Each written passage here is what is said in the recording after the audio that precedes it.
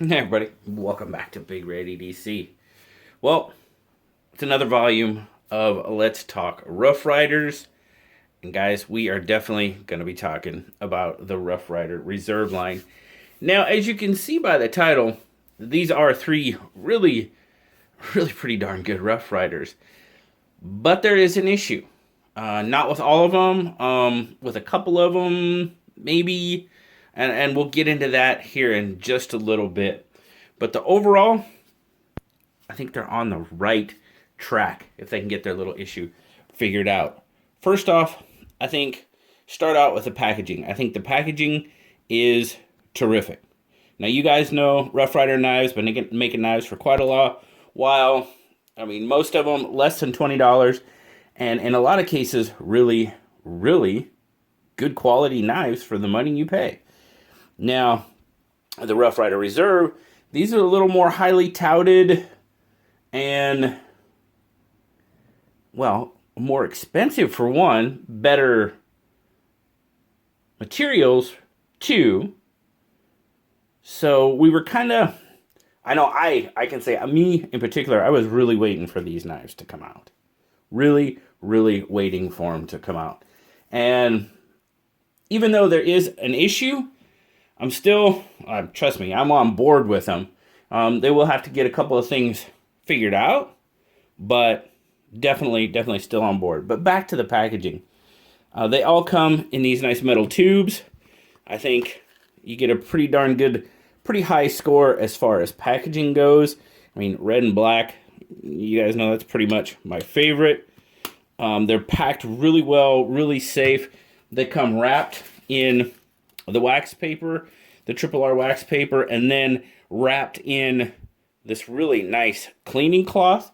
So as far as the packaging and the presentation goes, terrific. I'm definitely on board with that. And as always, built by hand, backed for life. Now that backed for life might come into play here for some people. So you've got the three. You got the 001, the Easy Open Razor.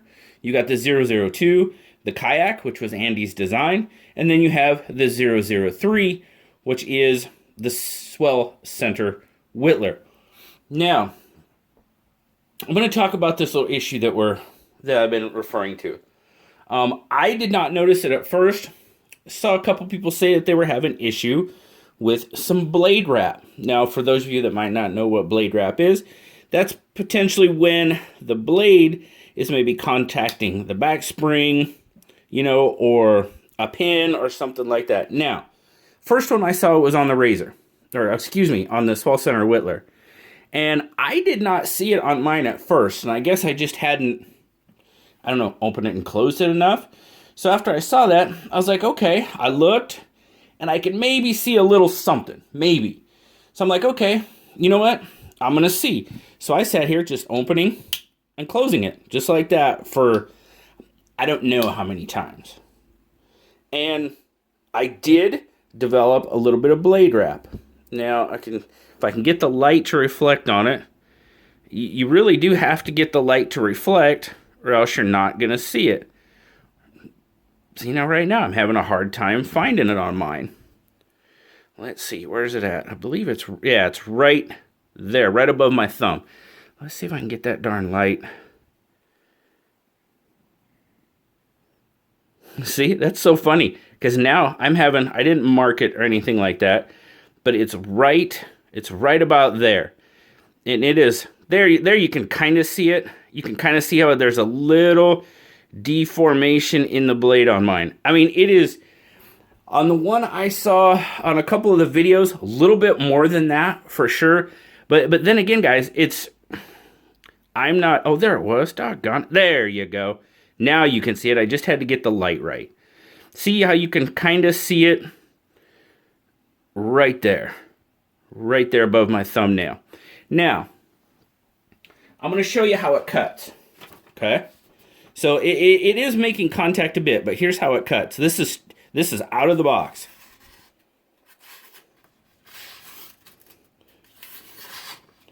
So it does maybe a little bit right there. There it caught that time. Now, if you just cut through, yeah, it does kind of hang up. Now, in my experience, with minor blade wrap like that, it's pretty much gone in a sharpening or two. That's my experience. I'd love to hear what you guys, your experience, down in the comments. Let me know. I've seen this on, I mean, obviously blade wrap was a thing before Rough Ryder Reserve came out, so it's nothing new. It does happen from time to time. I've seen it, and as I said, my experience with it is, it's gone within a sharpening or two. So, but let's just talk about the knife overall. We've kind of discussed that issue a little bit. We'll touch on it again here in a bit. Overall, the knife, I mean, other than that, it's, I mean, this is a really, really well done knife. Now this one, Swell Center Whittler, it's the most expensive of the three. This one costs $60. Now something like that blade wrap, can it be frustrating? Of course it can. You know, you pay $60 for a knife. I get that. I understand that. Back to, in my experience, it's something that's relatively easily fixed. Still frustrating, easily fixed. Overall, I mean, I can just the overall fit and finish. Kind of feel that one. Can't really feel that one. The pins, the shield, all done really, really well. Now, these are D2. These are not 440A. These are D2. Micarta there on the covers. I love that blade. I absolutely love the blade shape on the Whittler. Terrific, terrific main blade shape. Now, the other two, no issues. Got this little coping blade. No issues there. It's fine. And then, of course, you have the little pen blade. Now, I thought that I heard somebody else say that it was kind of hard to get. You can see the swell center there. It kind of does block that one a little bit, but I really have no issues getting it open. It does block it a little bit. It sure does. You can see that. But, I mean, I can get it open pretty easily. Overall, the Swell Center Whittler, a really, really nice looking knife. And pretty well done, with the exception of that little bit of blade wrap. Now, let's go to the Easy Open Razor. Now, my buddy Triple E, EDC, he showed his Triple E, and he also had blade wrap on this one. Now, I did the same thing on this one. And this one, I have no evidence that I can find. I know it was hard. It was actually hard to find on the Whittler, but I never have found any evidence of blade wrap on my Easy Open Razor. And my buddy D's Knives, he's given one away, or he did give one away, depending on when you see this video. And it was pretty hard to see on his. Now, granted, Triple E's, it was pretty noticeable. His was a pretty hard hit. I will admit. His was a lot more than my Whittler was. So, that's definitely something that is going to have to be addressed, obviously, because knives of this quality, this price point, probably shouldn't be having that. Then again, I've seen it on knives of this quality. Trust me, guys. Case, GEC, I've seen it. So, you know, there was kind of a little bit of a discussion on my unboxing video about that. Like, it's not a new thing. It's definitely not a triple R thing. It's a slip joint thing. Been a thing for a while. But overall, I will say my specimen of the razor, fantastic. Absolutely fantastic. Really, really well done. That blue denim micarta, absolutely fantastic. Again, all transitions are fantastic. Pins, shield, lanyard tube, maybe just a little. No, not really even. No, Not on that side. This side? Not really. Pins are well done. Everything is really well done on my example. Love the blade. This is the 001. So this is the one that started it all, we'll say. D2 steel. There you go.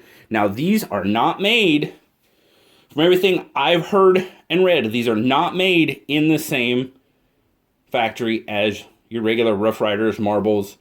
They're not. They are made in a completely separate factory, and that's something that apparently Smoky Mountain Knife Works went to great lengths to find a factory to make these knives of this quality. Now, there again, there's going to have to be couple of things that probably need to be addressed. You know, they're definitely going to have to take a look at that blade wrap issue for sure. And I am confident that that will happen. One-armed jack blade. Very nice. I love the blade. I love the swedge. But again, just really, this one, yeah, terrific. I'll be perfectly honest with you. That one is probably my favorite of the first three. Not because of any issues or anything like that. Just overall, I love the look, the action. Yeah, I like it a lot. Now, you have the last one. This is 002. This is the kayak. Have not heard anything about or experienced anything about this one. Again, tan, micarta, everything is done really, really well. Just a gorgeous, gorgeous knife. Now, it's not a canoe, it's a kayak. This is Andy's design because the blades are a little different than you would see on a regular canoe pattern. And it's just a little bit bigger from my understanding. Now, there again, guys, I am definitely not the slip joint guru. That would be Tobias or one of those guys. But the blades definitely make it not a canoe. It's a kayak. And I think Andy did a really, really, really excellent job of designing this knife. Now, there is 004 is on the way. They're making them in 4 knife blocks. You got 004 kind of lag behind on this one. You got 1 through 3. Number 4, it's a bar back. Also one of Andy's designs. It's still on its way from what I understand. So hopefully it'll be getting here soon because, yes, I will be picking it up. I will. Now, all this said, you know, I was really excited about the Rough Ryder Reserve line. What are my overall thoughts on them? For the most part, they're really nice. I am really happy with what I have got out of the first 3 Triple R knives. Now, okay, issue, a little bit of blade wrap. Like I said, on the Easy Open Razor, I had no issues with that whatsoever. Excuse me. I had no issues with that one whatsoever. The Swell Center Whittler, I did develop a little bit of blade wrap, but you saw how hard it was for me to find and get the light to reflect off the place it was hitting. So mine is there, yes. Is it bad? No, not too bad. It does cause a little bit of hang up, but as I said before, in my experience, that will probably sharpen out, 1 or 2 good sharpenings, and that will probably be gone. Now, like I said, my buddy Triple E, his Easy Open Razor, he had blade wrap, and his was pretty significant. You could see his right off the bat. It was making a pretty good indentation on that blade. So that would probably take a little bit of sharpening to get that one out. More than 1 or 2, probably. So I'm really interested in hearing from you guys if you got these knives.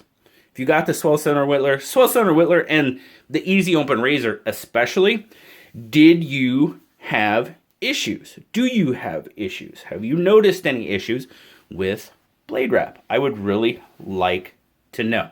Kind of just a little impromptu, very unscientific poll on my part. Would love to hear from you. In my opinion, in my specimens, not a huge deal. Is it going to prevent me from buying any other Rough Ryder Reserve knives? No, not even remotely. You know, I would say if the number 4 is on the way, that, you know, it was probably already made and shipped before this issue was addressed. You know, it came up, it was addressed. So I wouldn't expect, if it does have some, obviously it probably wasn't corrected before that one came out. That's what I'm trying to say. But in the next 4, you know, that was I would hope that would be something that would be addressed, of course. So there you go, guys. Another edition of Let's Talk Rough Ryder Knives, the Rough Ryder Reserve line. Overall, yeah, I'm liking them. If you had issues with yours, I'm very sorry to hear that. Yeah, I can understand. It's a little bit of frustrating. My specimens, little issue, not anything that I'm going to condemn a brand for, not even remotely. So, thanks a lot, guys, for watching. I greatly appreciate it. As always, like, subscribe, leave me that comment. You know I love talking to y'all. Until next time, I'll talk to y'all later. Bye-bye.